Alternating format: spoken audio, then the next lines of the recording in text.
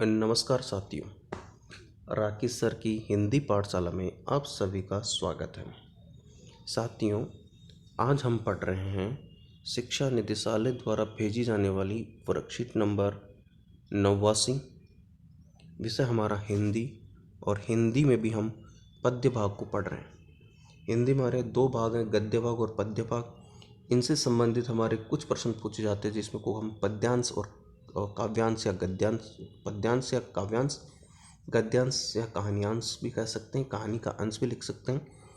तो आज हम पढ़ रहे हैं पद्य भाग में एक पद्यांश, और पद्य का विषय हमारा हिंदी में कबीर की साखियाँ। साखियाँ शब्द का शाब्दिक अर्थ होता है शिक्षा। कबीर अपनी इन पद्यों के माध्यम से आम जनता को, जो उनके भक्त हैं, उनके अनुयायी हैं, उनके चाहने वाले हैं, उनके चाहते हैं, उन सभी को वो एक सीख देना चाहते हैं। और वो सीख किस माध्यम से देना चाहते हैं? वो अपनी इन साखियों के माध्यम से देना चाहते हैं। तो आज की तिथि कक्षा 9th के लिए आज की वर्कशीट है। चलिए स्टार्ट करता हूँ कबीरदास का परिचय के साथ। कबीर के जन्म और मृत्यु के बारे में अनेक किंवदंतियाँ प्रचलित है। कहा जाता है कि सन 1398 ईस्वी में काशी में उनका जन्म हुआ। देखिए, कबीर के संदर्भ में बहुत सारी अलग अलग किंवदंतियाँ हैं।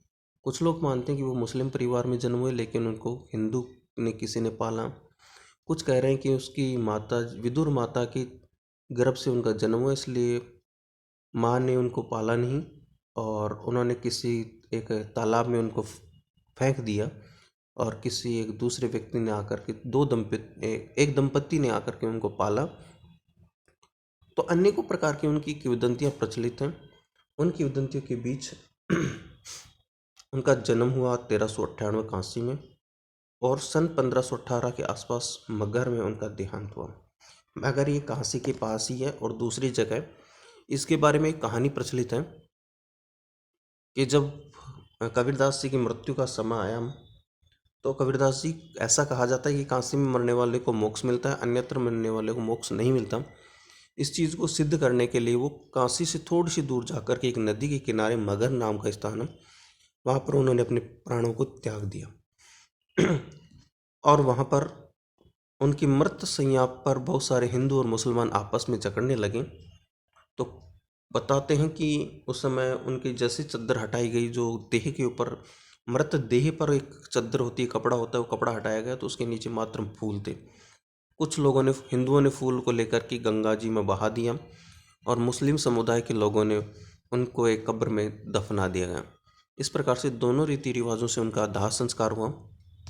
तो ऐसा उनका प्रचलित है। कवि ने विधिवत शिक्षा नहीं पाई है, परंतु सत्संग, पर्यटन तथा अनुभव से उन्होंने ज्ञान प्राप्त किया। कबीर अत्यंत उदार, निर्भय, सद्ग्रस्त संत थे। राम और रहीम की एकता में विश्वास रखने वाले कबीर ने ईश्वर के नाम पर चलने वाले हर तरह के पाखंड, भेदभाव, कर्मकांड का खंडन किया है। उन्होंने अपने काव्य में धार्मिक, सामाजिक भेदभाव से युक्त मनुष्य की कल्पना की है। सॉरी, मैंने यहाँ पर युक्त बोल दिया, वो गलत है। सामाजिक भेदभाव से मुक्त मनुष्य की कल्पना की। ईश्वर प्रेम, ज्ञान और वैराग्य, गुरु भक्ति, सत्संग और साधु महिमा के साथ आत्मबोध और जगत बोध की अभिव्यक्ति उन्होंने काव्य में की है। कबीर की भाषा में सहजता है, उनकी काव्यात्मकता की शक्ति है। जन भाषा के निकट होने के कारण उनकी काव्य भाषा में दार्शनिक चिंतन को सरल ढंग से व्यक्त किया गया। अब ये देखिए, तो हमने परिचय पढ़ लिया। परिचय में कुछ खास नहीं है। अगर प्रश्न पूछे जाते हैं आपके एग्जाम में, तो सिर्फ दो ही पूछा जाता है, कबीर का जन्म कब हुआ और कबीर की मृत्यु, और उसके साथ साथ उनके जन्म स्थान और मृत्यु स्थान पर भी पूछा जा सकता है। अब आते हैं हम उनकी साखियों पर, और साखियाँ हम पढ़ रहे हैं आज। फर्स्ट साखी है उनकी, मान सरोवर सुबर जल हंसा के लिकराही, मुक्ता फल मुक्ता चुगी अब उड़ी अनत न जाही। देखिए, भक्ति भाव से संबंध है। एक भक्त का मन किस प्रकार से अपने ईश्वर में रम जाता है, उसका यहाँ पर वर्णन किया गया। अर्थ देख लीजिए।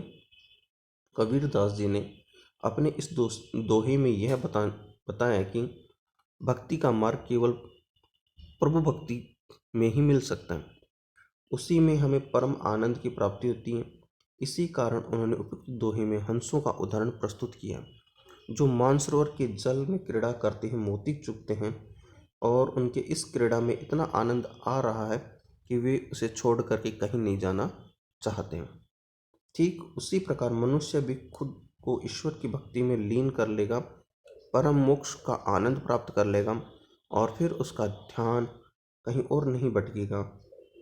उसे प्रभु की भक्ति में मिलने वाला आनंद कहीं और नहीं मिलेगा। फिर वह प्रभु की भक्ति में ही मगन रहेगा और इस मार्ग को छोड़कर कहीं अन्यत्र नहीं जाएगा। यहाँ पर देखिए उन्होंने एक उदाहरण लिया है किस प्रकार से। यहाँ पर सीधा शब्द है मानसरोवर सुब्र जल हंसा केलि कराही। ये मानसरोवर है। मानसरोवर एक तालाब का नाम है जो अच्छी तरीके से जल से भरा हुआ, सुभर यानी अच्छे जल से भरा हुआ है। हंसा केलि करा और उसके अंतर्गत हंस आकर के क्रीड़ा करते हैं। ठीक है। मुक्ता फल मुक्ता चुके, मुक्ता फल यानी मोतियों को, मुक्ता यानी हंस चुगते हैं और अब उड़ी अन्यत्र न जाए, और उसको छोड़ करके, उस तालाब को छोड़ करके वो अन्यत्र नहीं जाते।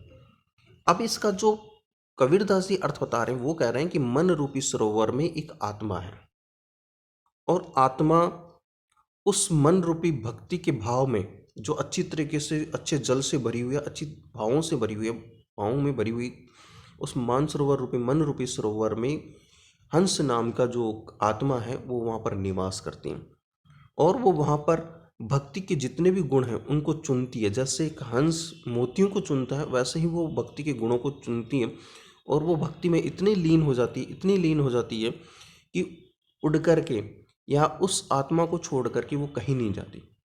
ये वर्णन एक भक्त के हृदय का वर्णन किया गया है कि एक जो भक्त है उसका हृदय, उसका मन मानसरोवर की तरह स्वच्छ जल से भरा हुआ है और उसमें आत्मा रूपी जो हंस है वो क्रीड़ा करते हैं और उसमें जो भक्ति के जितने भी गुण हैं उन गुणों को ग्रहण करते हैं, भगवान के जितने भी गुण हैं उनको ग्रहण करते हैं और उस शरीर को छोड़ करके या उस मानसरोवर रूपी जो मन रूपी जो सरोवर है उसको छोड़ करके वो कहीं पर भी नहीं जाते हैं।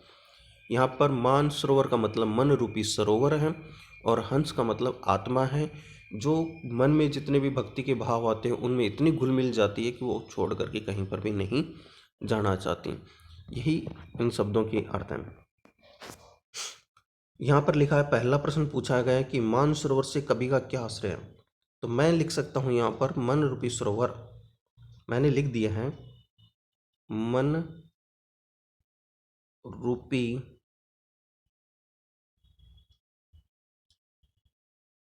इसको थोड़ा सा ऐसे कर लो यार, हो सकता है मैं आपको सही बता पाऊँ, समय का अभाव है। पिछली बार भी कुछ बच्चे कह रहे थे सर समझ में नहीं आ रहा, आंसर लिखो, तो मैं उसी में लिख रहा हूँ। आपका ध्यान रखना मेरा कर्तव्य, मेरा, ठीक है। मन रूपी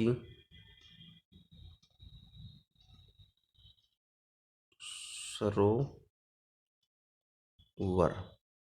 सरोवर का तात्पर्य होता है तालाब, मन रूपी तालाब। ठीक है। अब दूसरा प्रश्न है, मनुष्य परम मोक्ष का आनंद किस प्रकार प्राप्त कर लेगा। अब इसका मैं आपको इसका उत्तर इसी में बता देता हूँ। ठीक उसी प्रकार अगर मनुष्य खुद को ईश्वर की भक्ति में लीन कर लेगा, परम आनंद को प्राप्त कर लेगा। ये आपका दूसरे प्रश्न का आंसर है। ठीक है। भक्ति का मार्ग हमें किस प्रकार प्राप्त हो सकता है, तो अभी हम चलते हैं। चलिए मैं सेकंड प्रश्न की ओर, सेकंड प्रश्न हमने कर दिया, थर्ड प्रश्न के आंसर की ओर चलते हैं।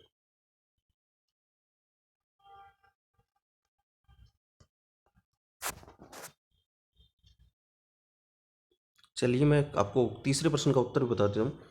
भक्ति का मार्ग हमें केवल, सॉरी पेन नहीं चल रहा है यहाँ पर, पेन और कहीं चल रहा है। भक्ति का मार्ग हमें केवल प्रभु की भक्ति से ही मिल सकता है। मुक्ति का मार्ग हमें केवल प्रभु की भक्ति से ही मिल सकता है। तो पहले का होगा मानसरोवर का तात्पर्य होता है मन रूपी सरोवर। दूसरे, मनुष्य परम मोक्ष का आनंद किस प्रकार प्राप्त कर सकता है, तो हम लिख सकते हैं यहाँ पर मैंने नंबर 2 लगा दिया है, 2 नंबर का 2 नंबर तक, और ये आपका 3 नंबर है, 3 नंबर का 3 नंबर तक। सॉरी यहाँ पर मैंने 4 लगा दिया। 4 आज हमारे यहाँ है ही नहीं, शायद हमने देखा भी नहीं है अभी 4 है या नहीं है। तब तक के लिए आप, ये आपका 3 नंबर का क्वेश्चन हो गया है। पहला मन रूपी सरोवर, दूसरा हो गया ठीक उसी प्रकार जिस प्रकार मनुष्य खुद को भक्ति में लगा देता है, और तीसरा कि मुक्ति का मार्ग केवल हमें प्रभु की भक्ति से ही मिल सकता है। चलिए अब अगला प्रश्न है तो हम देख लेते हैं। नहीं है, ठीक है। धन्यवाद बच्चों, आपने सहयोग दिया। इस प्रकार से आप पिछली वर्कशीट पर आपने बहुत अच्छे कमेंट लिखे कि सर समझ में नहीं आ रहा, तो अब आगे से ध्यान रखा जाएगा। लाइक करते रहिए, शेयर करते रहिए, साथ साथ में सब्सक्राइब की संख्या भी बढ़ाते रहिए। धन्यवाद। राकेश सर की हिंदी पाठशाला में आपका फिर से स्वागत। अलविदा। धन्यवाद।